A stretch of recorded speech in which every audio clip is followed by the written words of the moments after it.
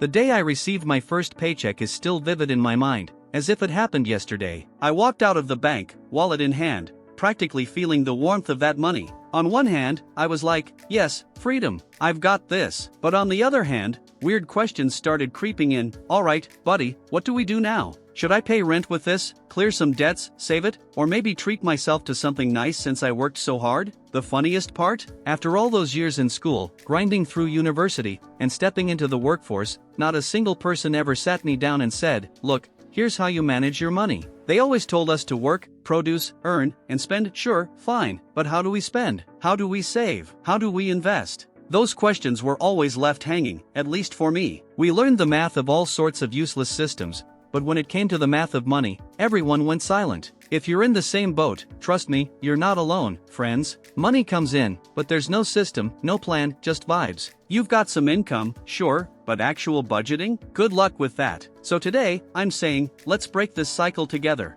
Let's light up those mental light bulbs. In this video, I'm not going to throw around crazy get-rich-quick in the stock market tactics. Instead, I'm sharing simple, clear, and basic financial rules, 7 of them. Their impact is huge, and I wish someone had explained these to me in my 20s so I wouldn't be sighing like this now. Ah, youth. Some of you might say, I only spend $10 a day, don't exaggerate. But that's exactly where the swamp starts, friends. Those tiny little expenses turn into a monster by the end of the year, and you won't believe it. Let me introduce you to the famous 300 rule. It's simple, that tiny daily expense comes back to you 300 times bigger by year's end. Let's do the math quick. $10 a day adds up to about $3,000 a year. To those in the comments saying, actually, $3,650, my response is, we're talking approximate impact here. Back to the point, if you brush off that just $10 and bump it up to $50, that's $15,000 a year. If it's $100, you're looking at a massive hit. The worst part? If you ask where that money went,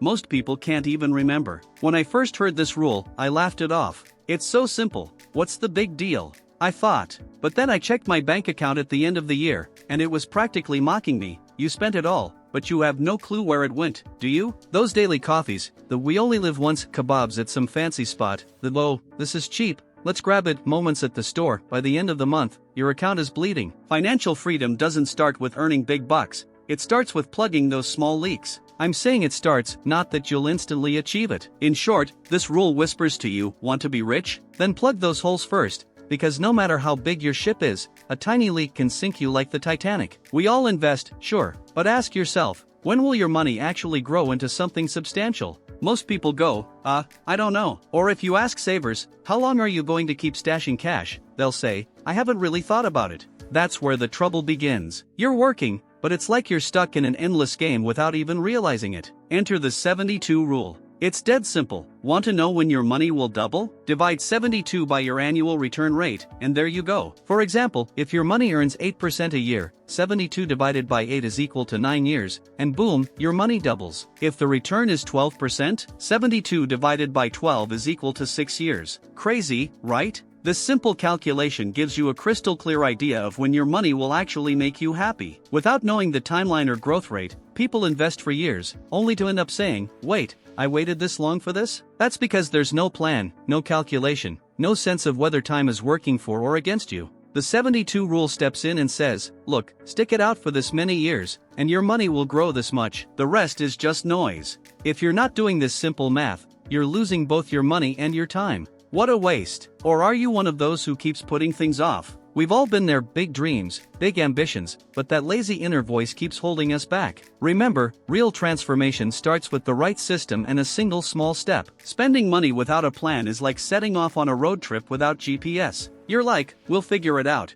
but by the end of the month, you're stranded, going, how did this money disappear again? That's where the 50/30/20 rule comes to the rescue. It's simple, 50% of your income goes to essentials, 30% to wants, and 20% to your future, savings or debt repayment. Essentials? Think rent, bills, transportation. Wants? Eating out, movies, new clothes, those fun but non-essential things. That last 20%? That's the part that makes you say, I'm so glad I saved this down the line, paying off debt, saving, or even investing. The beauty of this rule is that it automatically keeps you in check. It shows you exactly where your money's going. Most of us complain, I don't have enough money, but the real issue isn't the amount, it's not knowing where it's going. Adopt this rule, and you'll be amazed at what you can do with what you have. This isn't just budgeting, it's laying the foundation for financial discipline. Everyone's life looks so put together from the outside, right? Until that unexpected problem hits. Your phone breaks, you lose your job, or a medical bill blindsides you, and suddenly your whole system collapses. That's when it hits you, wow, I was hanging by a thread.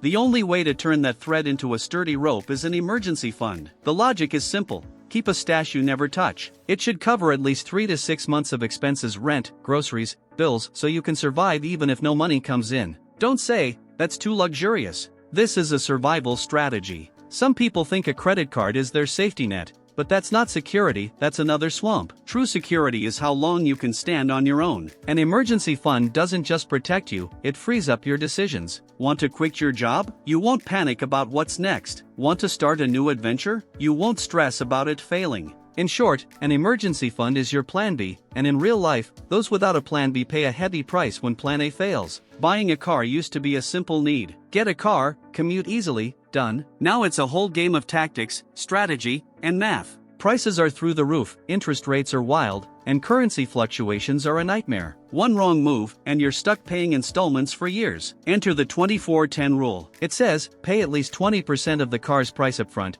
keep the loan term under 4 years, and make sure monthly payments don't exceed 10% of your income. Some people think, I'll grit my teeth now and relax later. But will your salary keep up? That's the big question. Banking on it'll work out later and struggling now is the worst thing you can do to yourself. So, my advice, stick to the rule as much as possible, but if you need to tweak it, keep payments under 15 to 20% of your income. Anything more is trouble. And here's the key, it's not about how much the car costs, it's about what it costs you. A car should carry you, not the other way around. Housing is a basic need, but unchecked housing costs can quietly eat up most of your budget. The 3x rent rule sets a clear boundary. Your monthly rent shouldn't exceed 1/3 of your income. So, if you earn $90,000 a month, your rent should be around $30,000 max. Many of us think, let's stretch a bit for a nicer place, but that small stretch slowly kills your savings, your investment opportunities, and turns you into someone who's just chasing rent every month. A nice home is great, but a peaceful wallet is better. When you're killing yourself to pay rent, you cut back on travel, health, education, everything.